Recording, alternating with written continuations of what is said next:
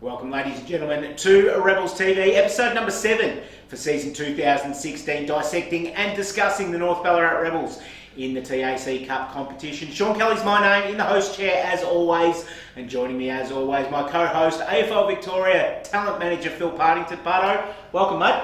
G'day, Sean. Good day yesterday for the Rebels and the RMHC Charities raising some good money for them. Yeah, big weekend for the Rebels, starting of course with the biggest day on the calendar as always every year, the Ronald McDonald House charity game, and the Friends of the Rebels function, and a really good day upstairs in the sports club raising money for Ronald McDonald House Charities, and great to see so many people around it. Yeah, we had around 300 people upstairs, Sean.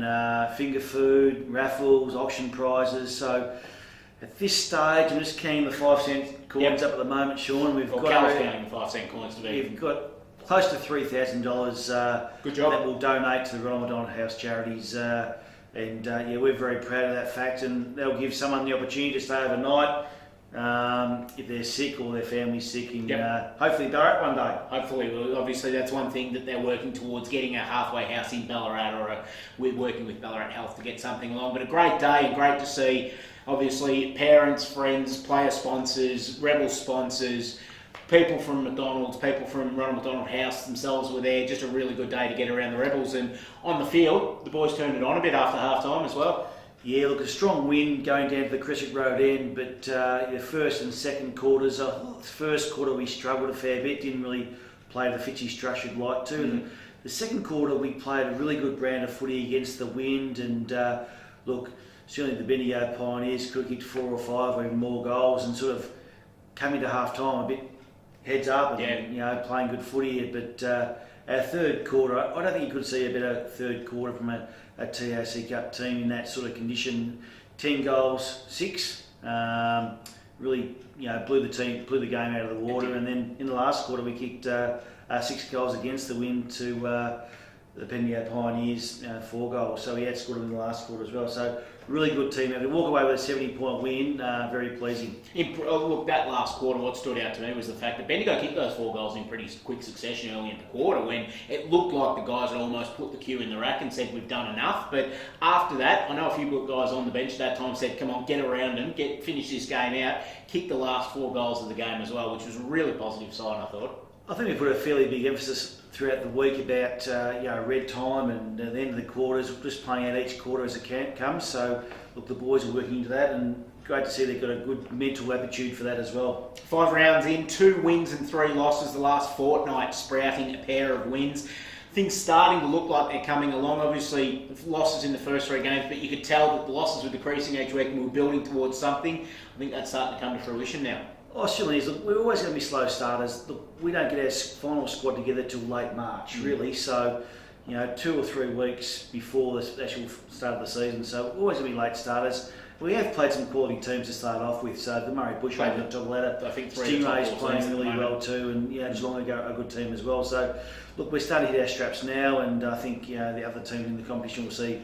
The Rebels might be a bit of a danger throughout the middle of the season, and hopefully we can carry on towards later in the season. But we have got some good quality players, but our depth is really good, Sean. That's what I'm liking about it. When boys come into the team, they're making an impact, which is great for our footy club. And we were in the position last week where we had to tell 3 players to go back and play local footy as well, because of the fact that it's really becoming tight for competition now for spots in the side, and the guys that are coming into the side are delivering. Jarrod Johnson's a great example. He's played the last 2 games as 23rd man, and he's come in and really made the most of his opportunities. Yeah, he certainly has, and we've got he's not just one player. We've got many players taking opportunities at the moment, so it's hard to get in, which is great. But we've got some players who can play some good footy as well. And the first game at Eureka Stadium this past weekend for the season, the new look Eureka Stadium. It's in fantastic nick at the moment, and great to see a big crowd there. And you can see on the screen at the moment, we took a photo at the 3/4 time huddle, and just the amount of people that were here supporting the Rebels was absolutely fantastic to see.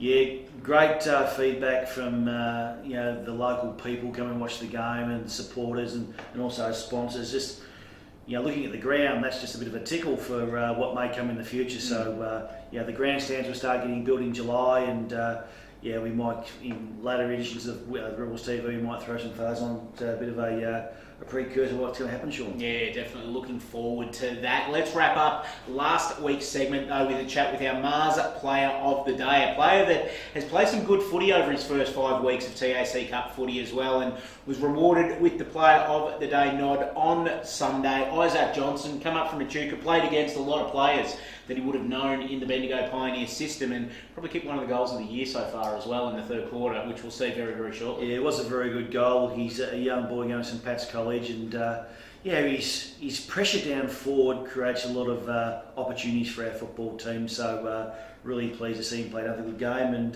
win the Mars Player of the Game. So here he is, our Mars Player of the Day for round 5, Izaac Johnson. We're here with our Mars Player of the Day for round 5, Izaac Johnson. Mate, congratulations, and thanks, Sean. Coming up against the Bendigo Pioneers, a team that you know pretty well, being an Echuca boy. Yeah, sure do. It's good to get a win against the old side, and I thought as a team we played very well. Highlight of the day, mate, your goal in the third quarter from the boundary line. A bit of something special. Tell us a little bit about what happened there and the aftermath of it as well. Yeah, no, I was just lucky to be in the right place and get my hands on the footy, so it was good. Mate, don't play the party. I believe there was a bit of celebration as well. Yeah, a bit of party time, which is good. Very, very good. Now, mate, you've got a week, 6 days now. Obviously, Saturday game next week, coming up against the Oakleigh Chargers. Team's on a bit of a roll now. Good chance to go 3-3 next week. Yeah, I think with our forward pressure and pressure across the whole board, we'll go well and compete well. Obviously, you've had a good start in the year as well in the forward line. Is that where you see your niche at the moment in the team, small forward, crumbing, kicking goals? Yeah, I'm happy to be a small forward, and I think I've worked on my game pretty well to keep doing that. Well, Jono, congratulations, mate. Our Mars Player of the Day. Good luck next week against Oakleigh. Thanks, Sean. Cheers. Izaac Johnson, our Mars Player of the Day for round 5. Enjoying the Mars Player of the Day segments, Parto. Great to see the boys get up there, and we obviously do it so that we can highlight the best players from every week, but it also gives the boys a chance to get in front of a camera, improve their public speaking, because if they go further places with their footy, they're going to see stuff like this every day of their lives. Well, Sean, we say we're not just on the football program, we're our life program as well. Right. So giving boys different opportunities and different experiences will help them make them grow in the future. That's what we're hoping as well. Speaking of which, it's time now to go Inside 60, the most popular segment every week on Rebels TV. Thanks to our great friends at Blue Gum Clothing. Do a great job in outfitting the Rebels each and every season. And this week, this will be a very interesting one. It is the most recognisable mane of hair in the TAC Cup competition, bar none.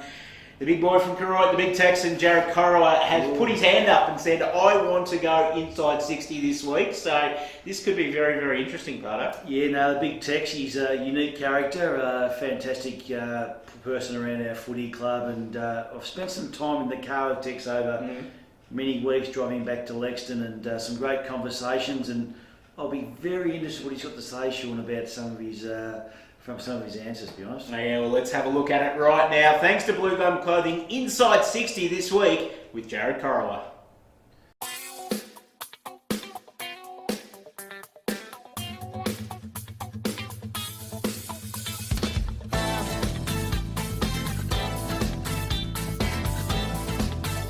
Tex. Full forward. Nick Rewalt. Koroit Saints.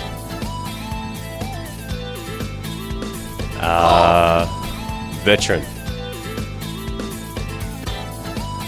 Hasker. I reckon Shannon's pretty funny. Tom Williamson. He thinks he's Hercules, so.